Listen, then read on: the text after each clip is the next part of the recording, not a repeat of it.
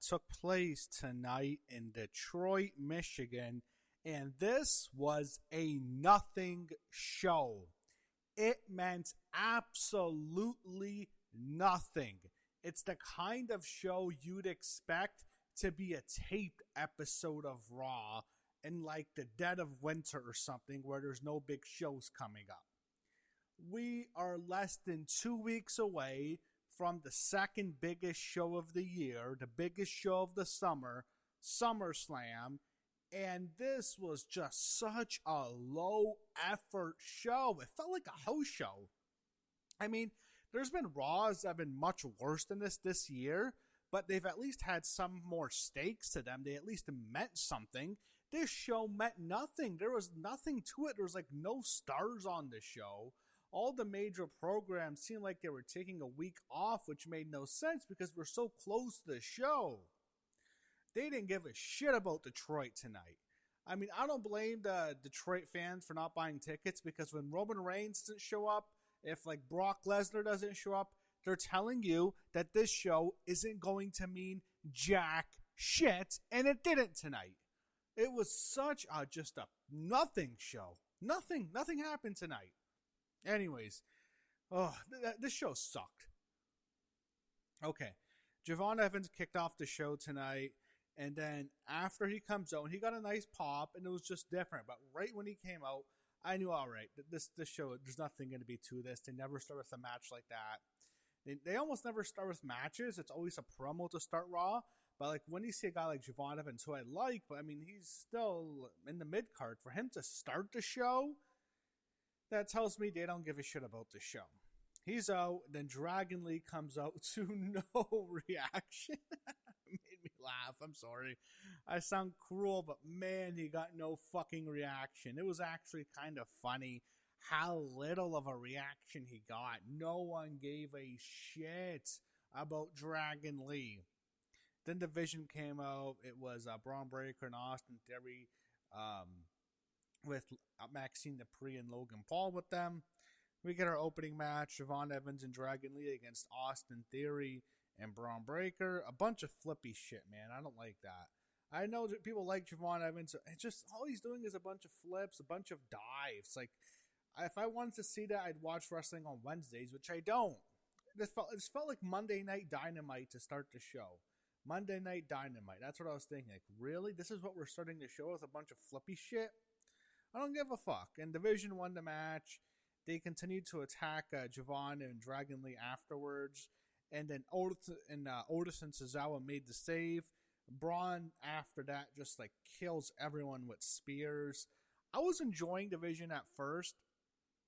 And I like that they did this because I'm starting to get into them. I like the Maxine Dupree Austin Theory pairing. It's just that to start the show, and they're not going to even have a match at SummerSlam. They haven't had a match announced at least. It was just such an awkward way to start the show. And it's a damn shame for Braun Breaker to be left off SummerSlam. That's going to suck. He should at least be on the show. So they immediately plugged the Tom Brady-Logan Paul confrontation. I don't want to see Tom Brady wrestle a fucking match. Ugh, fuck TKO. Judgment Day threatened Otis backstage. They want him to lift the curse. And the Judgment Day tonight just consisted of Liv, Dominic, and JD. I'm thinking, why aren't Raquel and Roxanne with them? And they were at the show because after the break, Byron Saxon actually interviewed both Raquel Rodriguez and Roxanne Perez in front of the live crowd. And Raquel is going to get an Intercontinental Championship match next week against Sol Ruca. Before that, actually, we got a big Cass promo, and they were actually showing Cass. So we know it's him, but no Enzo. Not even a mention of Enzo. That's going to suck if Enzo's not a part of it, but just big Cass being back, I don't know. This feels kind of weird with they're already bringing back Corbin. It's like we're going back to an era in WWE that wasn't particularly good, like that 2017 through like 2019 era. Oh, that was a rough era, man. I covered those years during LRMania when I was starting off, actually, and it was rough. Those Raws and SmackDowns were hard to sit through. It's not Baron Corbin's fault. It's not Big Cass's fault by themselves, but those are two Vince McMahon guys. I'm thinking, like, if they're just gonna bring him back without Enzo, what's really the point? I don't think he's gonna get over. So Danhausen was out next. He wanted to give money to the crowd before he was interrupted by the Judgment Day.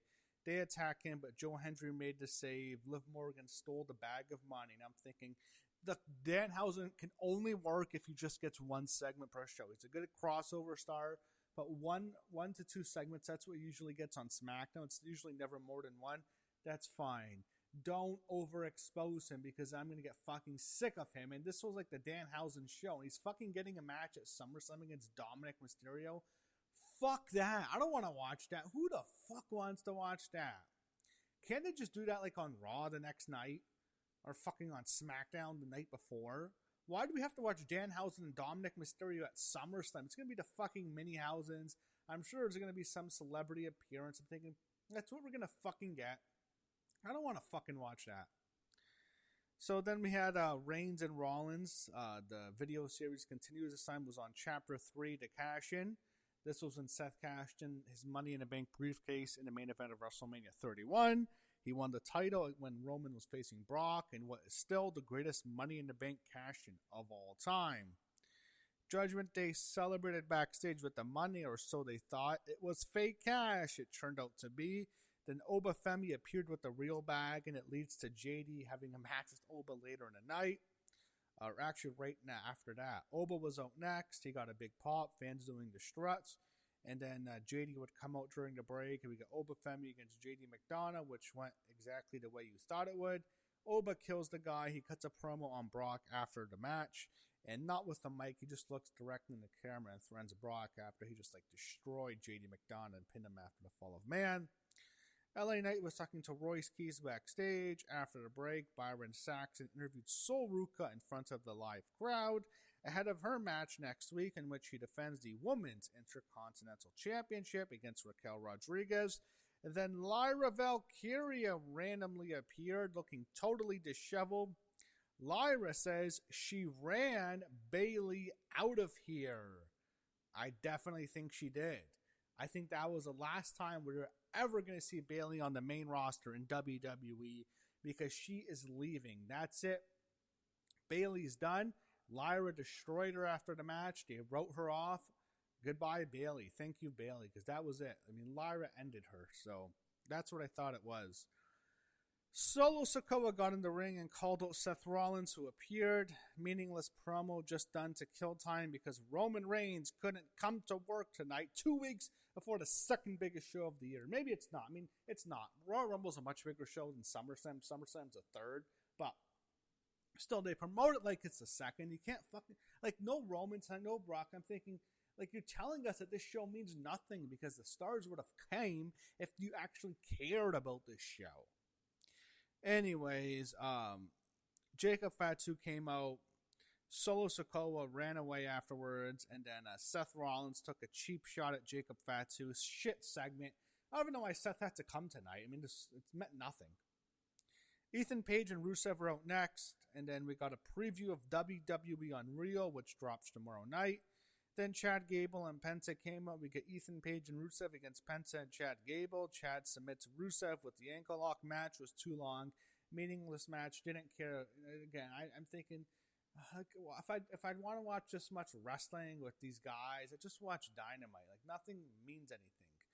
Anyways, then we got a Reigns against Rollins Chapter 4. This was called the First Encounter. And this was their match at Money in the Bank 2016, over 10 years ago, in which Seth Rollins won the championship, the WWE Championship, from Roman Reigns. And they didn't show what happens next, in which Dean Ambrose actually cashed his Money in the Bank briefcase on Seth Rollins and won the title. The Shield were all champions within the span of a few minutes. Roman won this champion, Seth beat Roman, and Dean beat Seth. But, of course, Mr. Ambrose has been gone for 7 years, so... or Mr. Moxley now, but yeah, no, they barely showed him. It's kind of weird whenever they talk about the Shield because everyone knows Reigns and Rollins as history, but how you have to mention Ambrose to an extent, and no one is what it is. I don't care about the Shield anymore. It's done. The Bloodline's so much more relevant, and it's like that's such a bigger part of Roman Reigns' career than what people are going to remember him as. Yeah, the Shield was cool, but like they've been broken up for over 12 years. It's the bloodline, man. Like that's what Roman's known for. That's his career. And the legacy of the Shield was like the big dog Roman. The tribal chief is much more of his identity and much more what he's going to be associated with after he retires. So Seth Rollins is backstage. He encounters Jacob Fatu. He threatens to beat Seth's ass after SummerSlam. So we know that's what his next feud's going to be after he loses to Roman at SummerSlam. We got a Paul Heyman video package hyping up Brock Lesnar and Obafemi in Hell in a Cell. Then we got the Reigns versus Rollins Chapter 5. This was the Shield reunion. I didn't give a shit about this. Dominic Mysterio was out next with Liv Morgan. Joe Hendry came out next. We got Joe Hendry against Dominic Mysterio. Liv attacked Joe. Danhausen came out. She attacked him. Danhausen arrives again afterwards. He's way too overexposed now. Too much fucking Danhausen on this show. This is what turns me against Danhausen. They were doing this at first where they were just using him too much, but then they took a step back. It was only one segment a week, and I was starting to enjoy his gimmick again. Now he's being too overexposed. He only works in small doses. So this time Danhausen came back on his mobile, and he had Io Sky with him.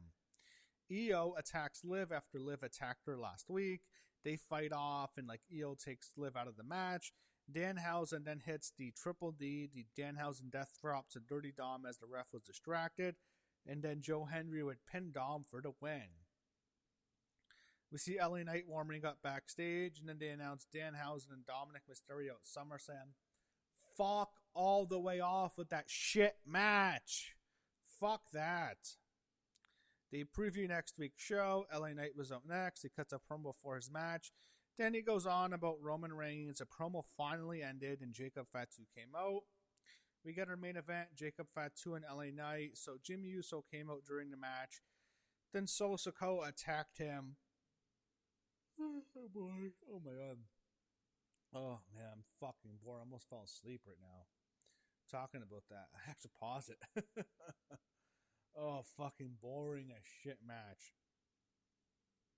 Oh, I'm sorry, guys. I don't give a shit about this. This show fucking sucked tonight. Such a shitty show. Anyway, I mentioned Jimmy came out during the main event.